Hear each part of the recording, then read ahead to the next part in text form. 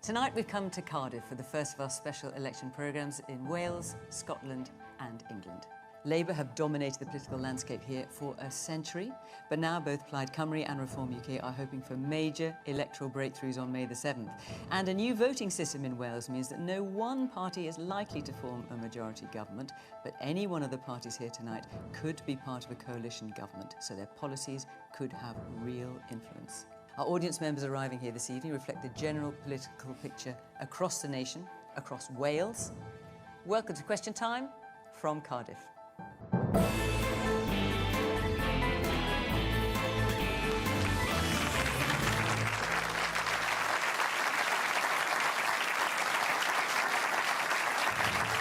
Tonight's panel, the Deputy First Minister of Wales, Hugh Irranca-Davies. He served in Gordon Brown's government before entering the Welsh Parliament in 2016. He says the rise of Reform UK is a threat to progressive politics and Welsh values. Rhun Iorwerth is the leader of Plaid Cymru, a former BBC correspondent and presenter. He's hoping to make history next month by becoming the first non-Labour politician to be named as First Minister. Another man with hopes of becoming First Minister is Dan Thomas, the leader of Reform UK in Wales, a former Tory councillor in North London. He's promising what he calls common sense policies to tackle a cost of living crisis. Darren Millar is the leader of the Welsh Conservatives. He says Labour is like a boa constrictor around the Welsh economy. He says he'd cut income tax while improving the NHS, schools and roads.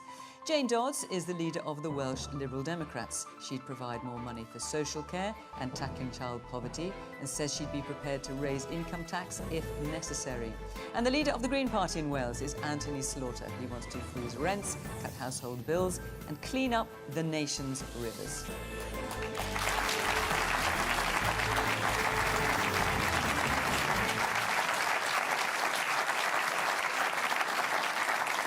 Welcome to our special election programme in Wales. Welcome to our panel. Good to see you all. Welcome to our audience here. Thank you very much for coming along. And of course, welcome to you at home. Now, we're going to start the programme just slightly differently because I want to give you a flavour of the kind of key issues that the audience has been raising with us through their questions and their comments as they arrived here this evening. So let's just start with that. Let's kick off with you, Hannah. Hi, I'm really worried about the amount of people living in poverty in Wales. For me and my partner, we are on middle-of-the-road incomes and we still are making difficult compromises with the last few years of the cost of living crisis. But for me, what's more devastating is the 22% of Welsh people who live in relative poverty and have little to no money left over after bills and rent. With Welsh politics more fragmented than ever, what government should voters want going into this election? Change, stability, or something different? I'm a medical student learning in Cardiff at the moment. I'm going out on placement in our NHS and I'm devastated to see the challenges that they're experiencing and seeing many staff burnt out, working in understaffed areas and actually planning on leaving the Welsh NHS, mainly due to their working environments but also the frustration at the inadequacies that they can provide to patients. How long will I need to live to see meaningful growth in the UK economy? Right, OK. And that reflects what quite a lot of you have been saying to us this evening. Let's start with our first question, which is from John Farrier. Off you go. With UK growth slowing down and demand for public services rising, are politicians being honest about the trade-offs between taxation and spending? Right, well, I've been looking at all your manifestos. Some have got costings, some haven't got costings at all, some sort of costings.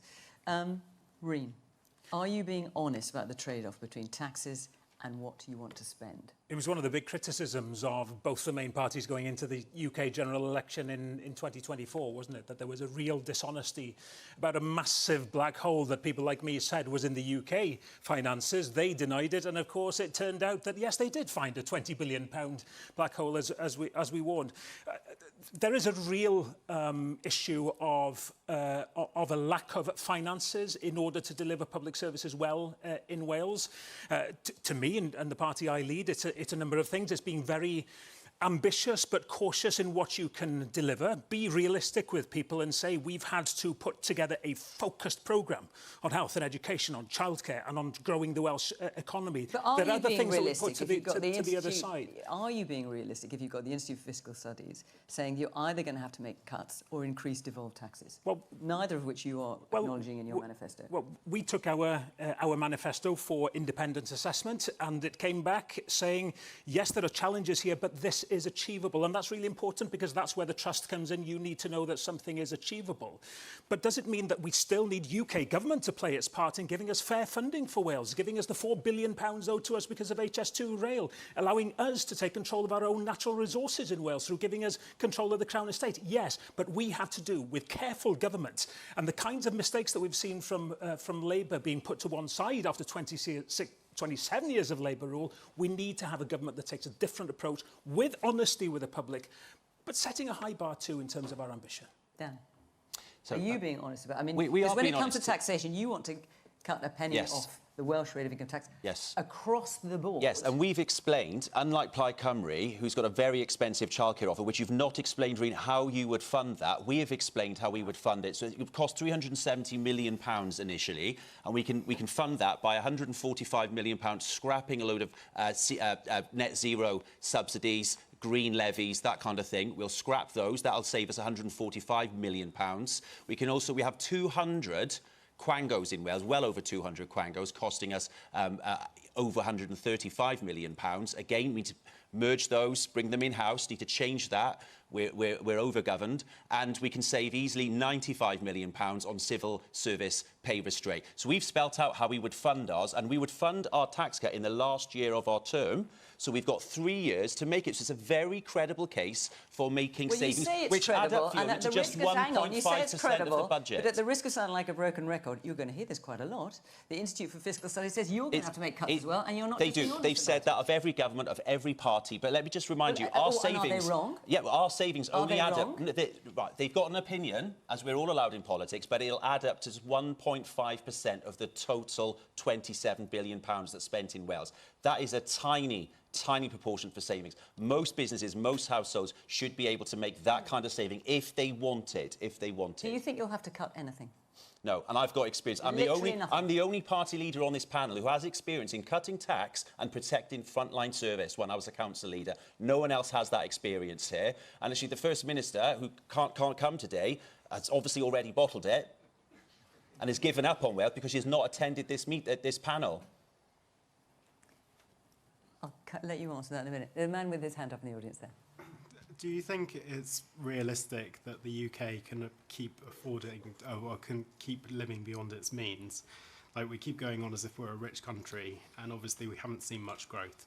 And so it's about time that politicians started taking things seriously. We need growth and we need efficiency in public services, and that's what reform is all about. And sadly in Wales, there's been not enough growth. We only have one homegrown FTSE 100 company in Wales. That is appalling. That's on Labour and it's on Plaid Cymru. Let me hear a bit more from our audience. Just a little bit, just behind with the man with the grey top and the glasses. Yeah. And just responding to something that you said, Dan, I've worked with the Children's Commissioner's Office in Wales, and I'm assuming that's something you want to cut. The Children's Commissioner's Office does vital work in Wales. We've got a World First Future Generations Act in Wales, yes. Something that happened because of something you want to get rid of. So how would you... So we're not saying Can we I want finish to cut? my Yes, question? of course. How would you ensure that young people, disabled people, people living in poverty, how would you ensure that their voices are still being heard in government when you're saying bring them in-house, aka get rid of the people who are standing up for them? Very briefly, Dan, because I'm asking other people in.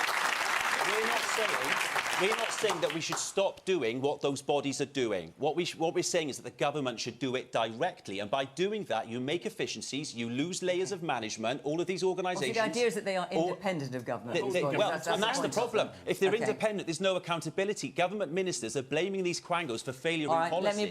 let me bring some more people in the panel. Hugh, first of all, where is Aline? She didn't want to come along tonight.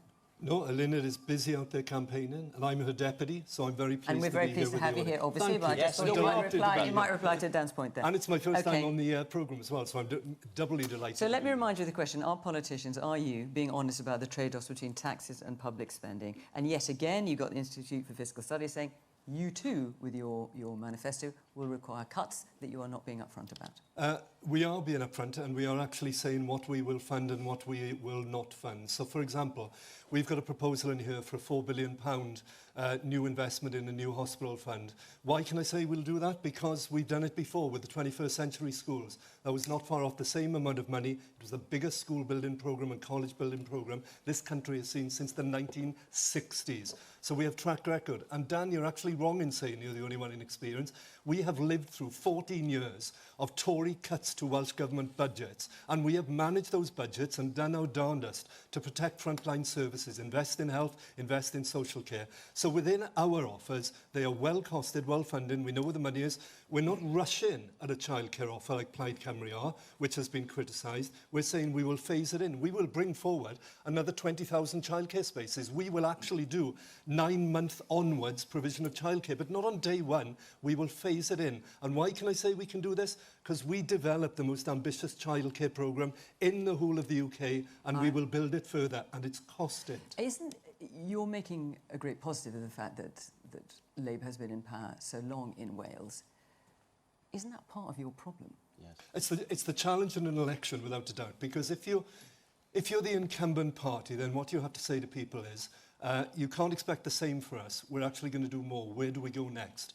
So what we've done with 21st century schools, we will now do with the hospital estate. When we come back in, we don't do just what we've done. We will move to pay our teaching assistants, those people who read to your children in school, who are only paid 10 months a year. Let's not have a whole long list. I appreciate you all want to make your points. It's the next but I want to hear from the audience too. Yeah. Man there in the blue suit, I think. Yeah. Yes. The ONS said that this year, the benefits bill will exceed the entire income tax receipts for this country by £3 billion. Okay? If you don't get after that, and Labour can't, they tried and they failed to instigate a 5% cut in just the growth. But if you don't get after that, you are going to send this whole country to hell in a financial handcart. Okay?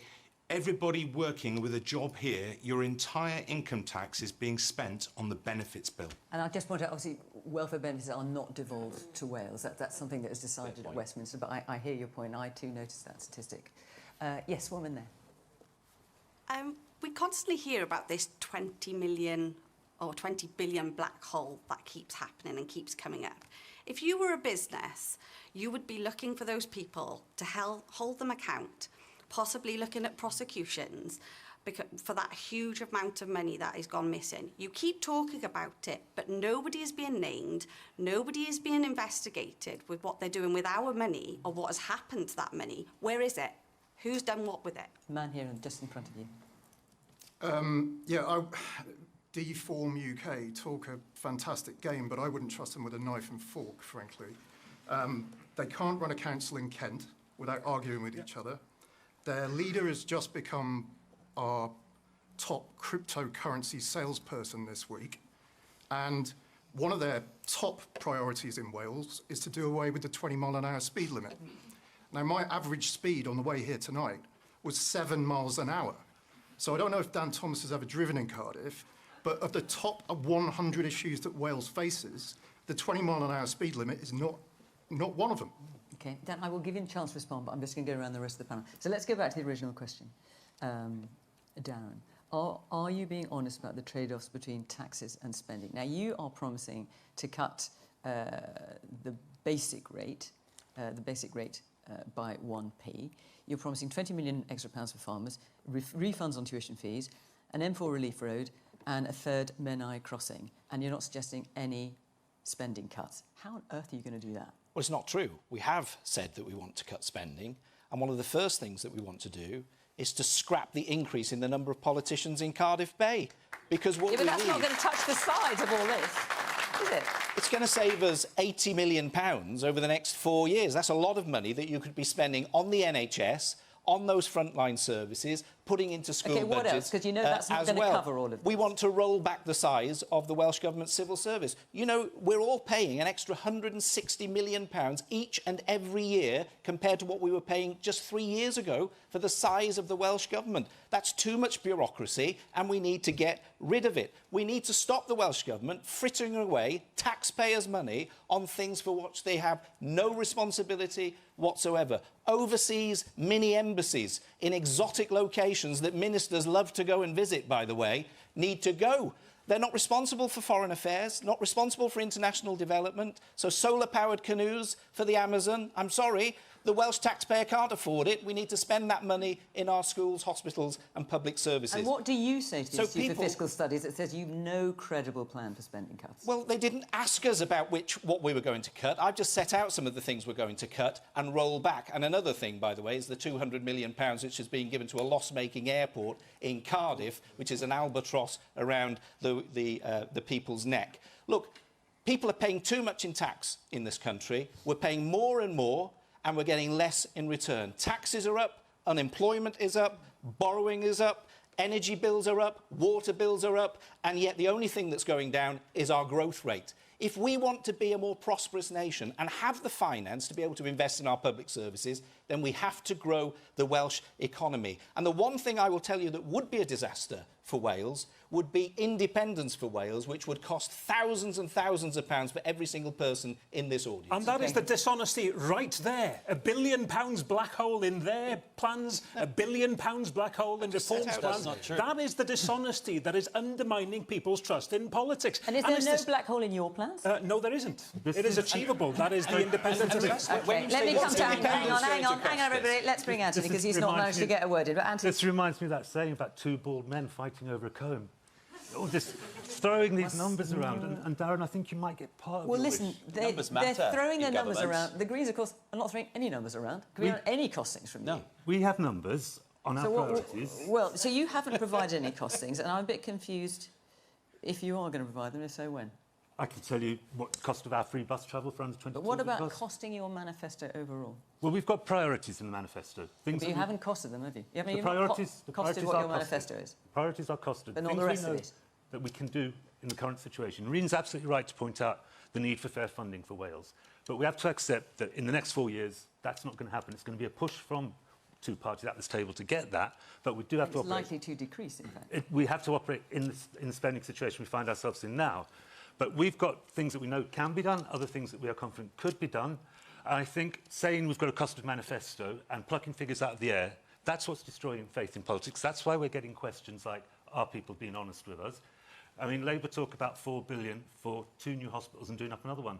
They know... Sorry, three. Well, one new West Wales, North Wales, and one here in one new hospital comes in. One new hospital comes in at £2 billion minimum. So no, they don't. So it's throwing numbers around. And if you're not most throwing any most recent hospital is 400 million. If you throw 400 million. If you throw no numbers around, isn't it a bit like going? We're looking at the situation where Wales is now, and the people of Wales are hurting. We heard about inequality, we heard about people struggling, and the two are linked. Gentleman at the back talked about the UK not being able to match things up. The UK is a wealthy nation. There is wealth in these countries. Those people aren't paying their tax. That's why, at a larger UK level, we talk about wealth taxes, making the millionaires and the billionaires pay their fair share to fix our broken services that they all rely on. Obviously, we don't have the powers to do that in Wales, but we're looking at the levers we would have, one of which is scrapping the unfair council tax, replacing that with a land value tax, which means people with vast assets in land will pay more. People struggling with the cost of living crisis, struggling to heat their homes, struggling to pay their bills, they will see a decrease in their bills because we've got to tackle these things. We can't... It's also a case of, these things, it's a wish list. I think the people of Wales are tired of politicians who've been in that building for 27 years and managed the decline, telling them that good things aren't possible. We have to be ambitious. We have to do the things that this country needs, and we have to make the wealthy pay their fair share. Right, there's lots of hands. I just want to get round some of you. It's a woman there in the glass, the blue top. Yeah. Going back to a point that you yourself, the Conservative Party leader, made about reducing the number of Welsh politicians. Don't you understand how that could be a little bit concerning coming from a Conservative Party leader who, and the Conservative government over the last 14 years, has constantly been making cuts to Wales and advocated just against Welsh independence, don't you understand how that might be concerning, like stripping back our powers? You know what? I'm proud of the last UK government and the settlement that it gave Wales. It left Wales with record settlements. Left Wales with record settlements. And for every pound spent on a devolved service, here's a fact for you. For every pound spent on a devolved service in England, like the NHS and education per capita, Wales receives £1.20. Same's true for we London. receive £1.20, but we get worse results for patients and worse outcomes for our children in our schools. That's not acceptable. Okay. That's not acceptable. I'm not prepared to tolerate it. I think there will be less politicians from some parties. There's someone at the very back, and I can't... all I can see is you've got moustaches. I can't see what you're wearing. Yes, off you go. I just feel Reform and the Conservatives have just come here and you're just pandering to the fingertips. You're here going, oh, we're going to cut net zero, we're going to slash all these new Senedd members. That would leave this country in absolute ruin. Scrapping net zero, Rhun mentioned, very briefly about the Crown Estate. Instead of scrapping net zero and leaving our country as a wasteland, surely you'd want to devolve the Crown Estate, regain 65% of our seabed. Sorry, can I finish? Regain the 65% of our seabed, over 50,000 acres of land, to promote offshore wind. Don't scrap net zero to try and pander to this right-wing politics. It doesn't make sense. Net zero is impoverishing our country. Yes. Yeah, so to me, one of the most obvious ways of increasing our income tax revenue is by getting more people into work. Yes. I think it's one in 4 people in Wales are out of work. Yes. Of working age adults are out of work. Now, I'm a proud Welshman. I'm sure many other men and panellists are themselves. Where is our ambition for Wales? Yes. Absolutely. You know, we need pride starts with work. It starts at home. You know, we need to get people back into work, and you know, we all need to be contributing. Okay, one there in the stripy top. You just mentioned that we need to stop funding independence, and Lib Dems have also come out and said the same thing. I'm getting really frustrated because there are so many young people, particularly like myself, who have frustrations with Westminster, and you are ignoring them. And isn't it interesting how in this election you have Reform and the Conservatives and Labour and now the Liberal Democrats battling between themselves to say how hopeless Wales is, how useless Wales is, how we should limit our own ambitions. Plaid Cymru believes in the future of our nation, and it believes in your ability to design that future for us. Thank you very patient. So, Jane, forgive me for taking so long. I was trying to bring lots of audiences, but forgive me, it's been so long to come to you. I just really want to answer that point, if I may, on our and then I'll ask you to ask the original question. Indeed. Thank you. Just to go back to your point, we don't want a penny spent on independence because actually our public services need that money. If there's a political project that Plaid Cymru want, if they are in the government, then they can go ahead and do it, but not from government funds. And we're saying that's a red line for us. So just to go back to John's question on taxes, we are in... The Welsh Liberal Democrats are saying something very different. And I just want to say this point. The 2 political parties on this table who say they want to cut income tax and yet protect our public services are quite frankly lying. That's not true. Because that is not possible. At all. It is not. It's alien to Wales. Hang on, please let her answer. If I may finish. Our public services are really up against it, and I just want to touch on social care, which is our flagship policy. We think that we need to put more money into social care to help our NHS. And to do that, we want the money to come from Westminster or the Senedd budget. But if it can't, we'll be really upfront with Welsh people, and we'll say we want a penny on income tax, ring fence for social care to fix the crisis. Right now, there are 1,400 people in our hospitals in Wales who can't get out of hospital because we don't have social carers. That is an absolute scandal, and we want to do something about it. So, if you were to, and you very heavily caveated it, I know, in your manifesto, but if you were to raise this extra money from income tax, it would be solely for social care. So there's other things that you want to do. There's a lot of promises that you are making, but you've also said we don't foresee cutting anything. Really? We're clear that the next Senedd will produce a government which will have a majority party which will need the help and support of other parties. That could be the Welsh Liberal Democrats. Our manifesto is about an aspiration, is about our ambition.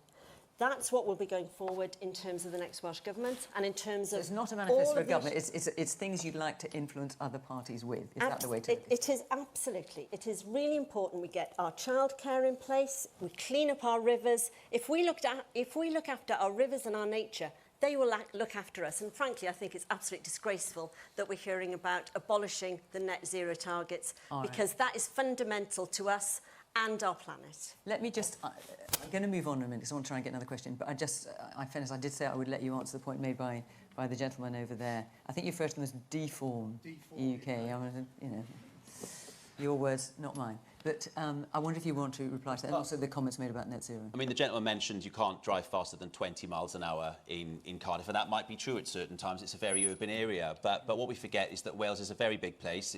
There's rural roads, there's urban roads, and people need their cars to get around, and the default 20-mile-an-hour speed limit, the change to that was opposed by almost 500,000 people in Wales, and more people than voted Labour at the last Senate election. There is a democratic mandate to reverse that. And on the £1 billion black hole, it just proves the £1 billion black hole proves that Plaid Cymru do not understand the difference between capital and revenue. Because if you look at their rationale about our budget, they cannot be trusted with the public financing. They do not know how it works. May I ask Reform UK about the lives that have been saved through reducing to 20 miles an hour? We don't know that's down to speed. The data and evidence is there. The data is there. The data is clear.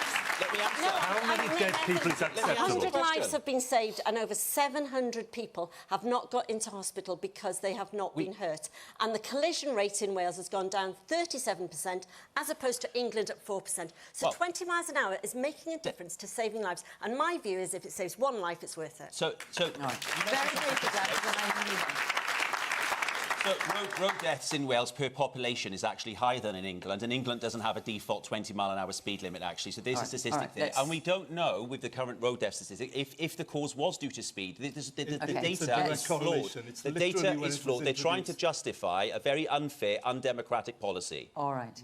I'm going to move on, take another question. Before I do, since I've got you here, Hugh, I just want to ask you about something not related to what we've just been talking about, but there is a big story on the news today, which is that Peter Mandelson, news has just emerged, it's from a report in the Guardian newspaper, that Peter Mandelson failed his security vetting to become ambassador of the United States, but that was overruled by the Foreign Office and he was given the job anyway. Now, the opposition parties are pretty unanimously saying that if Keir Starmer misled Parliament, and he did say that due process had been followed and that he had passed vetting, if Keir Starmer misled Parliament, he should resign. Do you agree? So, the story is breaking as we've come on here, so I haven't got the full details of it, but what I do understand is, so far from what I've read, that the decision was taken by the Foreign Office, but it wasn't raised up to the Prime Minister or to the Foreign Secretary either. So I think that does need to be looked at. The facts need to be understood on this. But can I say in all of this as well, because the focus is on Mandelson and what the Prime Minister has openly said he deeply regrets in appointing Mandelson to that role. No, we're clear about it. I'm just saying, do you think if he misled Parliament, he should resign? But simply to say as well, the focus also has to be on the victims here of Epstein. Okay. And we do take the focus off that too often. Hugh, I'm asking a very simple question. There is no question, no debate, I'm sure everyone would agree that the victims are at the heart of this. But the question has been raised tonight about whether Keir Starmer has misled Parliament. And if he has, should he resign? What do you think? So the question is whether he was aware or whether the Foreign Secretary was aware. And we need to see the facts fully come out because the story is literally breaking as we are sitting here in this auditorium. Is it not a yes or a no? So it's whether. So do you agree? Should he resign if he misled Parliament? Yes or no? So what I would say to you is very straight on this. Let's get to the bottom of the facts first of all and understand what exactly has happened, rather than leap to a conclusion. I do understand that all political parties will automatically call for the head of somebody. First of all, the thing is to understand exactly. All right, you've made that point. Yeah. I'm going to move on and take another question. Before I do, I just want to say where we're going to be next week, because our special election programmes will continue and we will be in Aberdeen That is also a very interesting political story there.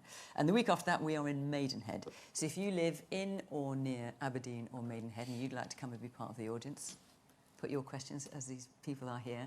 Go to the Question Time website, follow the instructions, and hopefully we will see you there. OK, Orla Lenihan, where are you sitting? Lots and lots of people asked about this, so I'm very keen to make sure we get it in. Off you go. Thank you. The NHS was proudly founded by a Welshman. How have we let it reach such a crisis point, and what must change in order to protect its future? Right, well, listen, Hugh, I'm going to come to you, because this has been on your watch. And it's not a good look, is it, for the NHS in Wales under Labour? Are you proud of it? Are you proud of that record? The question was, what do we actually do about this? In the land that actually created the NHS, with Nye Bevan creating it, based on the Tredegar model, what do? We get on and we fix it. We really put not just the resource in and the money in, but the effort in to do it. But you've had years to do that already. And we hold health boards to account to do that. So if you look over the last 8 months, we have seen now the long-term waiting list fall month after month after month. It hasn't happened by accident. It's happened for 2 reasons. One is we have the money finally to actually invest in it and drive those waiting times down. But the second thing is, and credit to Jeremy Miles, the Health Secretary, for focusing on this, and Lynette Morgan as well, is to actually work on and sit on those health boards and say to them, this is your job, bring them down. But listen, you can talk about waiting lists coming down. I can give you umpteen targets that you've missed and umpteen other aspects which are working much less favourably. For example, as of January this year, 5,200 what we call patient pathways. That's basically not everyone is a single patient, because sometimes people need more than one treatment. But 5,200 patient pathways in Wales are still waiting over 2 years. For comparison, in England, it's 200, even though the English population is about 20 times bigger. How is that okay? That is not okay, and it's not acceptable. So what we need to do is keep... But you've been in charge. This is a Welsh issue. So if you're asking me what we do to do with it, so when we asked people about 18 months ago what should be the focus on the NHS as the first priority, they said to us, bring waiting times down. There are too many people on orthopaedics, there are too many people waiting for cataracts, hips, eyes, etc. So we've invested in the Llantrisant Diagnostic Centre, the Prince of Wales, North Wales as well, to actually bring these down. And we're doing it, we're achieving it. So what Nye Bevan would now be saying is, get it fit for purpose again. And also, by the way, deal with things such as making sure that everybody can get an appointment in a GP surgery when they need to, training the number of people that you need to actually come into it from the population here in Wales, investing in the health estate as well. So we do that £4 billion for new hospitals as well. Okay. So are we satisfied? No, we're not. Are we turning it around now that we got the investment? Yes, we are. Is there more to do? A load more to do. But what I will not do is give up on the NHS. I will not say it is broken, we need to throw it away. I will not countenance the idea that we put this anything beyond Nye Bevan's original free at the point of delivery and not go to private health insurance models. We need to fix the NHS and keep relentlessly on it. Dan. So you mentioned that waiting lists have been coming down over the last 8 months. That's 40 months too late. You started to ramp it up just before as we came into an election, very cynically in my point of view. The Sloman report was published last year. It had 29 recommendations on how to alleviate some of the pressures across the NHS. We've had a government response. What we've not had is regular updates to the public, which they deserve, as to how progress is being made. So what would reform do? So reform would straight away, we would call an emergency action plan, based on the Sloman report, and we get all the health chiefs down to Cardiff, down to the government, and we would go through each health board, what the issues are, what support they need, what funding they might need, and we would free up that funding, for instance, by saving £9 million. We immediately shut our overseas offices. That would free up £9 million to spend on extra nurses. There are other savings we could make quite quickly as well. There's a record number of nurses now in the health service. We are training those nurses. There are 1,000 vacancies across Wales, and nurse graduates are being told there's no jobs for them. Trained ambulance drivers are being told that they're going to have to look abroad for jobs. Hugh, the NHS is on its knees. You've had 27 years to steer it, and it's on its knees. It's on your You will not watch. do it through I'm trying to explain my part. We're not going to cut anything in the NHS. We're trying to get funding, spend taxpayers' monies in Wales on the Welsh NHS. The other thing we would do, I've talked about the Sloman report. It's a good report. It's an independent report. For those who aren't aware of the Sloman report, perhaps you just... Yes. Tell them. Yeah, it's an independent report commissioned by the government because they didn't know what to do. The independent report, and it gave 29 recommendations from ambulance target time, handover times, right the way through to efficiency. And what that report reveals is the NHS in Wales, it doesn't have a funding problem. It has an efficiency, leadership and management problem. And that's something that we would focus on in reform, is holding those chief executives to account. We ideally want to work in partnership, absolutely, but we need to hold these executives to account. And then you've got the more long-term reform. 7 health boards across Wales is too much. The Sloman report talks about the variability of service across Wales, and that the best practice is not being followed across the health board. So we do need to have a more streamlined service in Wales as well. We could talk about this all night. I feel very strongly about it. And reform will protect the NHS, we'll keep it free at point of delivery, and we'll keep free prescriptions, despite what lies might be said by these politicians. Jane, do you agree with any of that? I think, bringing it back to Ola's point, I'd just like to say it's the issue that's raised most on the doorsteps with me. People talk about they can't get a dentist, they can't get a GP appointment, and then you hear the terrible stories about people waiting hours for an ambulance. And that is absolutely unacceptable. I think it's 50% of the Welsh budget goes on the NHS, and we still are not getting the benefits that we should be having in a 21st century. The big issue for me, which I have mentioned, is about fixing social care. And if we can fix social care, potentially then we can help the front and the back door of our hospitals, because where we should be going is having those hospitals being places where we treat the sick. It's not where we keep healthy people who are ready to go home. So fixing social care will help the health service. Lots of hands up. I'm going to go around quite a few of you and just get a flavour of what you're thinking. Yes, man there with ducks.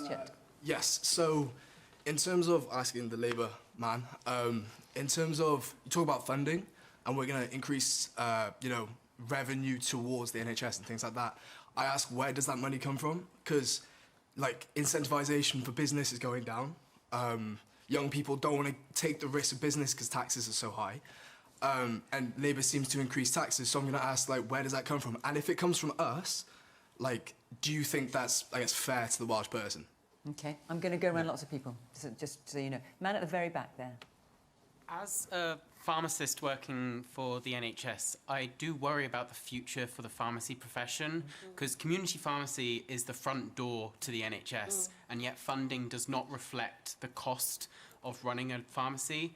So I just want to know what the panel thinks and how they're going to reflect that in the future Senate. OK, and let's say we heard from you right at the beginning of the programme. You're a student, medical student.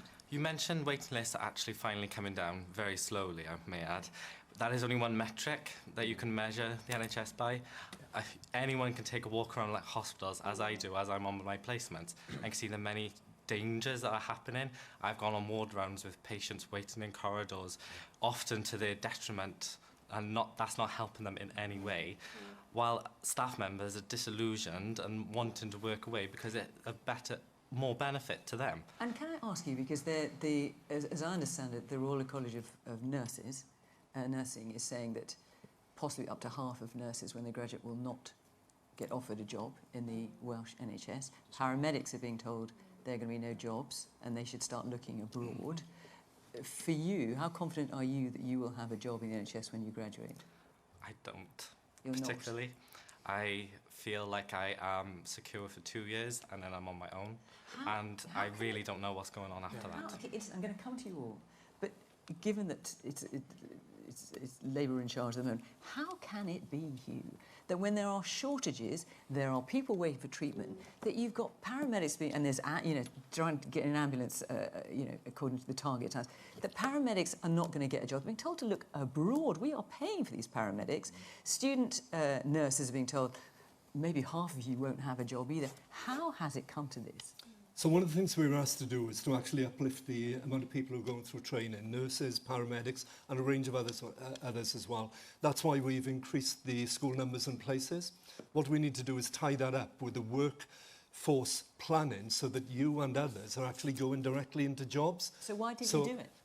So there needs to be work with the health boards, but also the Royal Colleges as well, to make sure that you and others are going into those jobs. So there's been a recognition by them that that piece of the workforce planning, we're doing the commissioning, we're doing the training, we're getting more nurses in place, we're getting more paramedics and so on. Jobs to go to. So what we need to do now is line it up with the Royal Colleges and with the health boards to make sure that they are recruiting or that positions are coming. But can I just say as well, gentleman asked about the how can we afford to do this? Well, we had a £1.6 billion uplift from the UK government last year. That's enabled us to real focus heavily on it. All and the right. community pharmacy point is interesting because in Wales, we're leading the way here.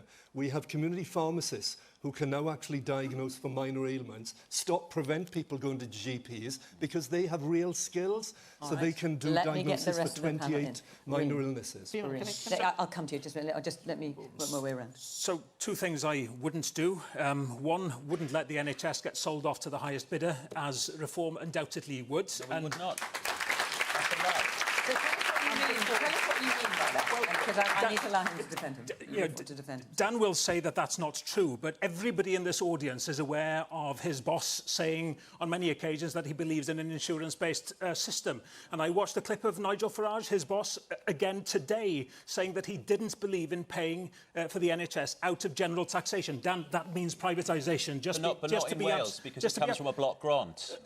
Listen. That's the benefit of being a part of the United Kingdom, actually. Nigel Farage is the boss. We all know that. And if he wants it, that's what he would get. So nobody trusts not in Wales. I'm the boss in Wales, actually. I am. So all devolved policy and reform is left to me, Dan, and we will get a block grant from the UK government. One of the benefits for remaining in the UK, and then we will fund the NHS through public funds. It is a red herring. It's a desperate lie from Plaid Cymru, who know that reform are the challenger in Wales. Dan Thomas hasn't even got a democratic mandate within his own party. Neither of you. None of your members voted for you, Rhun, actually. Oh, any of the party leaders here. The other thing that the people of Wales won't trust again is Labour to run the NHS in Wales. And here we have, we should have Eluned Morgan here defending her record, but here we have her deputy saying that there are plans now to invest billions of pounds in hospitals.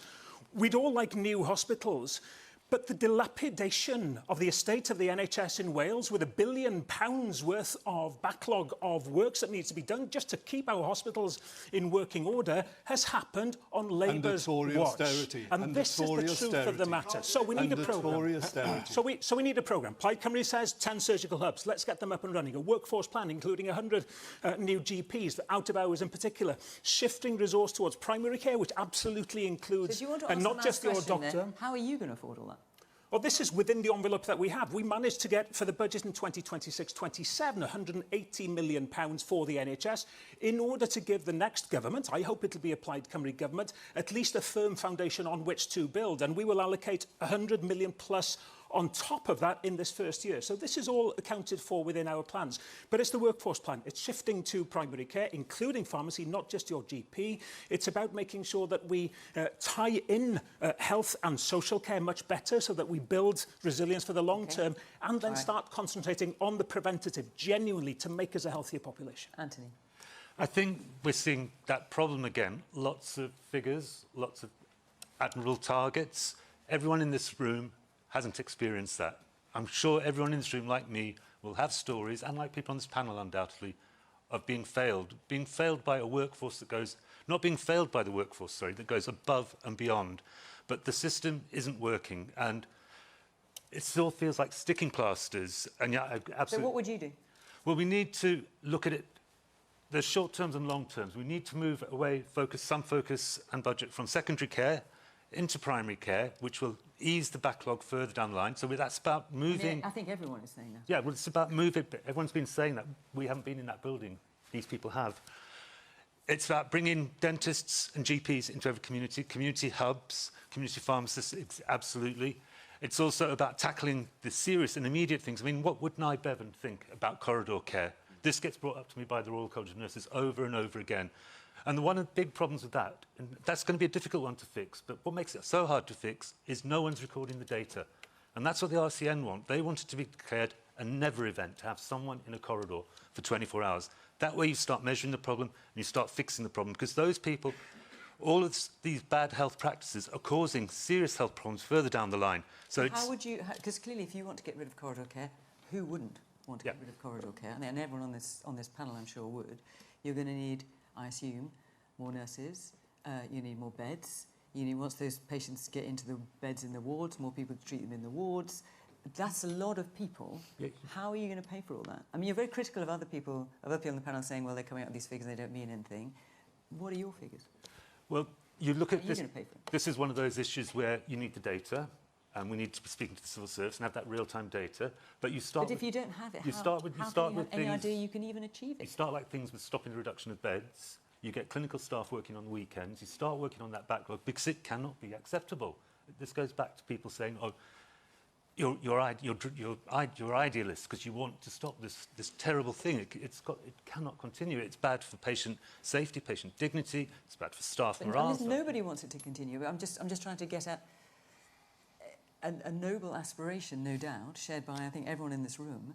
But isn't it pie in the sky if you've literally no idea how you're going to pay for it?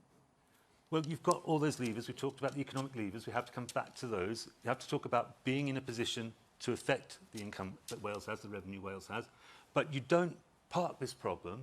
You start work on this problem now. Because, yes, you're right. No one on this table would say, oh, I'm happy with corridor care. But there are people on this table who've been in government.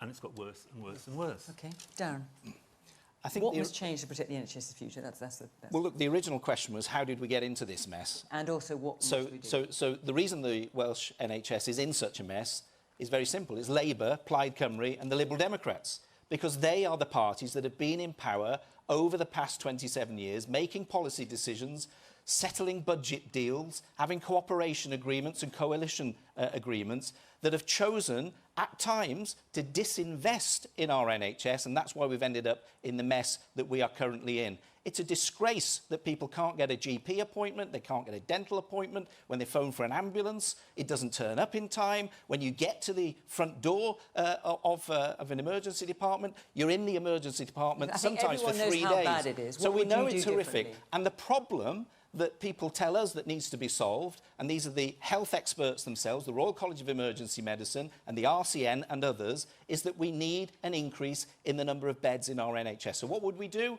We would pull the ripcord and declare a health emergency. We would surge the number of beds in our hospitals. We've seen the number of beds fall by a third over the past 27 years. We've seen the closure of community hospitals, left, right and centre, across Wales. We need to reopen the wards that have closed. We need to surge the number of beds in our hospitals. We need to re-establish the wards that are closed currently in community hospitals. And we need then to bring the staff in, that workforce, that this young man is hoping to be part of, and that the brand new qualified nurses need to be part of, and the paramedics need to be part of, so that we can have an NHS that we can all be proud of. And you're going to pay for all of that and still take a penny off the basic rate of income? Absolutely we are, because you know what? If we don't have our healthcare, we have nothing. And we've got two priorities at this election, the Welsh Conservatives: fixing the NHS, because we need to fix that crisis, and developing our economy so we can have a more prosperous Wales with an increased tax take from that prosperity that we can then invest in our public services. Okay. So we've got to get to grips with this problem. It's not right, frankly, that people are being brought in from overseas to work in our NHS, yet we can't allow people here to work in our NHS. Right. You know, the Welsh government, brought people in from India, nurses in from India last year to work in the NHS, when we've got newly qualified nurses here that can't get jobs. That's not right. Right. I apologise to all of you who've got your hands up, because I know lots of you want to talk about this. I've got one more question, which again reflects something that so many of you wanted to raise. So I've got about 10 minutes. I'm going to try and get it in. So Helen Devereux, where are you? Off you go. For young people, the outlook is bleak. Many consider leaving Wales to find jobs. How will you give young people hope again? Now, this is something that we've got a fair amount of young people in the audience. Actually, can I just, of the young people in the audience here, stick your hand out if you've got something you want to say about this. Because, oh, lots of you, right. Let's start with you. Let's start with you on this particular subject. Yes. I just wanted to say as well that I find the demonisation of like people on disability and on benefits quite like disgusting actually, because I have frequently tried for job occupation and stuff like that, and quite frequently I will be told that for whatever reason they can't make certain accommodations when it comes to the toilet, when it comes to access in the workplace. So I find it quite scathing really when people will often say, well, let's just reduce the benefits, let's just reduce the disability, we've got a benefit state, when the reality is many people on benefits want to be working, but they are not being allowed to work by these companies, and there needs to be more regulation of that and an acknowledgement of that as well. And therefore you are being deprived of hope. Person in the glasses. Yes, there, yes, you. Yes, use the microphones right over your head. Oh, wow. I think that young people need someone to advocate for them, and I'm afraid the Labour Party's failed us because Cardiff University attempted to cut nursing courses last year, and the Labour Party in Wales declined to act. The First Minister didn't do anything, and we need better. OK. There's a young woman there right in the middle, can you see, with glasses? And just in front, yeah. Hi, and not to bring it back to the NHS, but I'm a student midwife in Wales, and we are currently worried about our jobs, which we thought were supposed to be secured and that we were kind of promised these jobs. But additionally, there are people doing courses all over my university who are, well, they're graduating now and they have no job prospects. Right, OK. And there's a man right at the very back in the far right. Yes, you. Yes, life is very bleak for young people at the minute, and all I'm hearing from the parties is token gestures about, reducing the cost of transport or lowering energy bills a bit. What are you actually going to do to help young people get on the property ladder? My rent has nearly doubled since I moved to Cardiff 8 years ago. I've got no way of saving for a house. How am I supposed to start? OK, and let me just take one more here. Yes, you said. I'm a student, proud Welshman, but studied in England, and me, like many of my other members of the cohort, finding there's no opportunities, no grad schemes, no jobs, no future here in Wales? For people like me in Cardiff in Wales.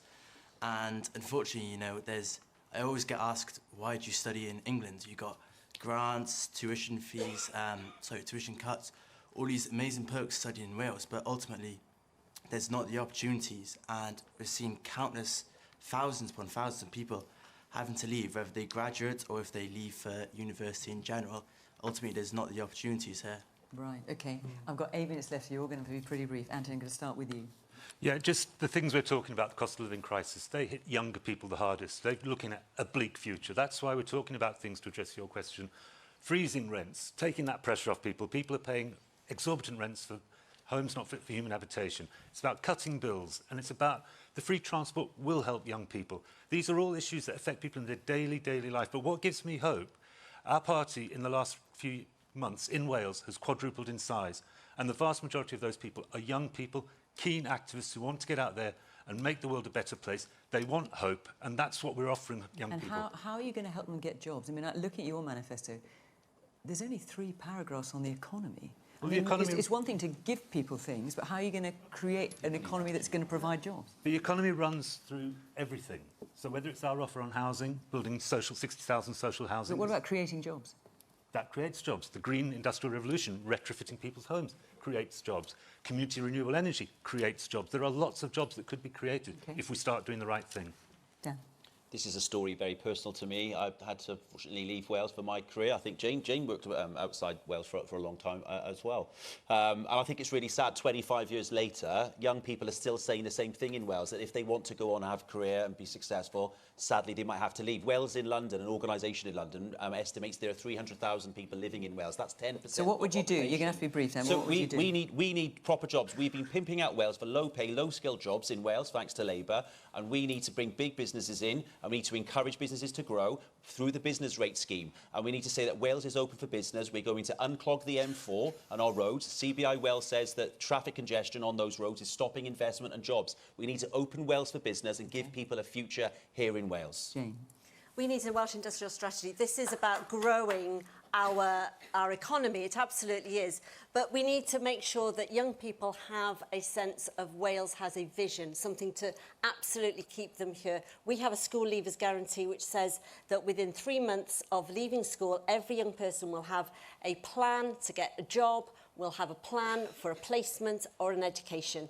That is about us actually locking in that young person to remain here in Wales. And can I just say this? I would like to hear from Plaid Cymru.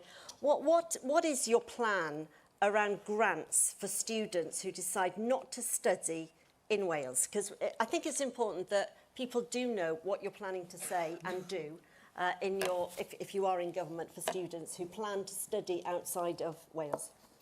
Okay, you answer that and the other question. You might as well answer that directly. I'll answer that. I want to give our young people hope.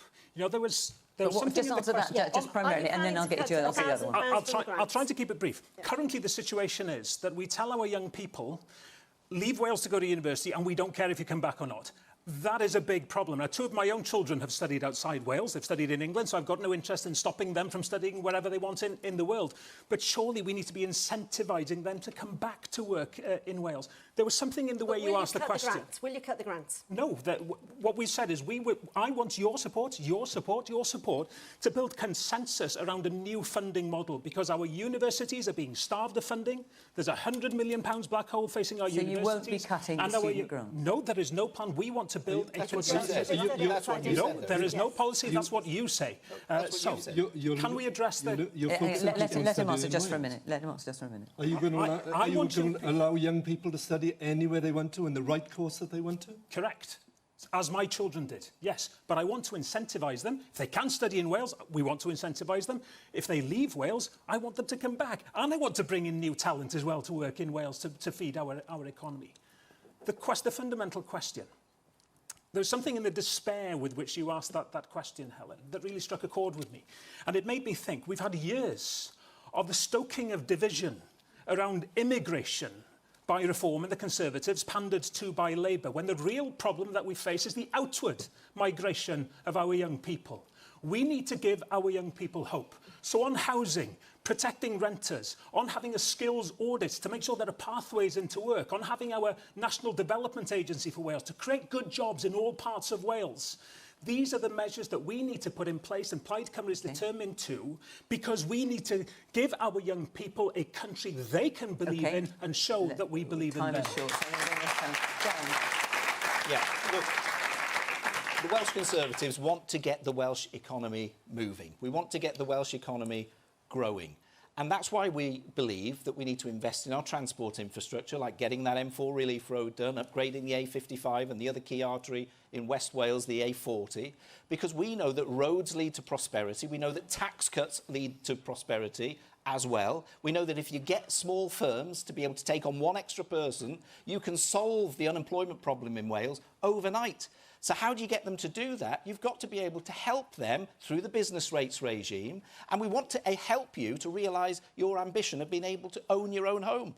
You know, it's all right talking about rent controls all of the time. Most people don't want to pay rent. They want the keys to their own front door. I can remember the first time I took the keys to my own front door and opened it. It was a magic moment in my life. And I want other people to have that opportunity too. That's why we will scrap stamp duty for people's main homes. That will fire up our economy, because every time a house is sold, you can activate all of that spending in the economy. The painters, the plumbers, the carpet fitters, the tilers, the bathroom fitters.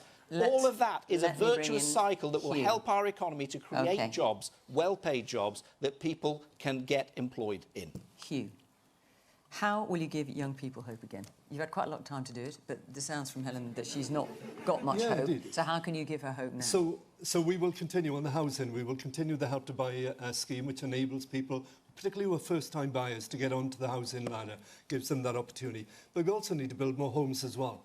So we will commit to building, over a 10-year programme, 100,000 new homes, of which 40,000 will actually be affordable social rental homes as well, because not everybody will buy a new home. We also need more affordable rental accommodation of a very good standard as well. But the other point is getting people to come back here. We will not limit where people's aspirations take them. I studied away and came back. My 3 children studied away and came back and are working here in Wales.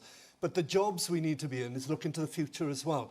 We have in the South East Wales strip an incredible advantage in cybersecurity, AI technology. It's going to be one of the AI growth zones. It's based around the strengths of Cardiff and Swansea University, who are supplying those graduates into it. We also have a massive, not to forget as well, defence industry in Wales as well, which some parties here do not seem to be as committed to. But we have 7,000 jobs within that, and they're well-paid jobs. And the other thing is simply to say as well, we also have just confirmed a major ports investment in Port Talbot. The battering that Port Talbot has had in recent years, that will be the port. That will be the port that will actually service the offshore renewables. That will be the depot. 62 million. I'm afraid I'm going to have to draw you to a close. Forgive me, because we're actually out of time. We've slightly run over, in fact. I want to come back to you, Helen, see what you thought of that, but I'm afraid I'm not able to. Maybe I'll grab you after the programme. But for now, our hour is up. Thank you very much to the panel. It was, you managed to get all your points in, even though there's a lot of you, but we want to hear what you had to say. And thank you very much to the audience as well. We had lots from you, which I'm thrilled about. Thank you at home for watching. Of course, remember we're in Aberdeen next week. But for now, from Question Time in Cardiff, bye-bye.